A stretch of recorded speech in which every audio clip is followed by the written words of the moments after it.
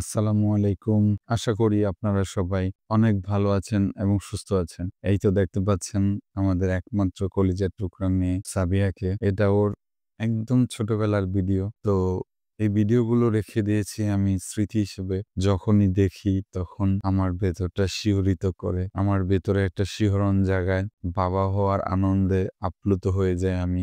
যাই হোক, আজকে আমি আপনাদেরকে এমন একটি গল্প শোনাবো যারা ছোটবেলায় তাদের সন্তানকে হারায়। তাদের জন্য তাদের ধৈর্যশীল থাকলে সে সকল পিতামাতার জন্য আল্লাহ তাআলা যে সুখবর দিয়েছেন নবী করিম সাল্লাল্লাহু আলাইহি ওয়াসাল্লামের মাধ্যমে সেই গল্পটি আপনাদেরকে আমি শোনাবো। সময় থাকলে আমার মেয়ের ভিডিওটি দেখে যাবেন এবং গল্পটি শুনে যাবেন।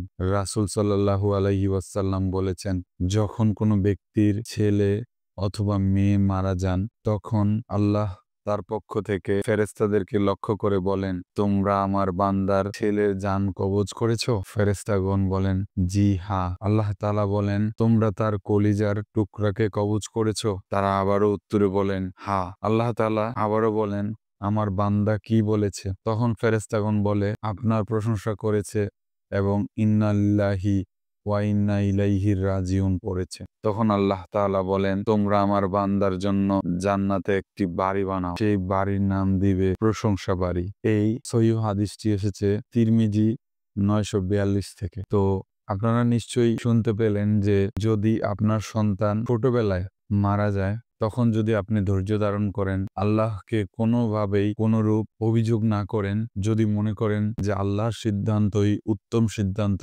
তাহলে মহান আল্লাহ তাআলা আপনার সন্তানের সাথে জান্নাতে আপনাকে এমন একটি সুন্দর বাড়ি উপহার দিবে যেখানে অনন্তকাল আপনি আপনার কলিজার টুকরা সন্তানের সাথে কাটাতে পারবেন। তাই আপনার সন্তান আপনার কাছে, আমার সন্তান আমার কাছে, ঠিক তেমনি প্রত্যেকের সন্তানই প্রত্যেকের কাছে কলিজার টুকরা। তাই এই কলিজার টুকরা সন্তান যদি কখনো পৃথিবীর মায়া ছেড়ে চলে যায়, আপনাকে আমাকে ছেড়ে চলে যায়, সেই মুহূর্তে আল্লাহর সিদ্ধান্তকে সর্বোচ্চ গুরুত্ব দিয়ে মান্য করে আমাদেরকে সবসময় ধৈর্যশীল থাকতে হবে। তাহলেই আল্লাহ তাআলা আমাদেরকে একটি উত্তম পুরস্কার দিবে যার কোনো মূল্য হয় না। তো ভিডিওটি দেখতে দেখতে অনেক কথা বললাম আপনাদের সাথে। অবশ্যই ভালো থাকবেন, সুস্থ থাকবেন। আবারও অন্য সময় অন্য কোনো ভিডিও নিয়ে আপনাদের সামনে হাজির হব। যারা আমার পেজটি এবং ইউটিউব থেকে দেখতেছেন, আমার চ্যানেলটি সাবস্ক্রাইব করেন, তারা আমার চ্যানেলটি সাবস্ক্রাইব করবেন, পেজটি ফলো দিয়ে পাশে থাকবেন। আজকের মতো এখানেই বিদায় নিচ্ছি।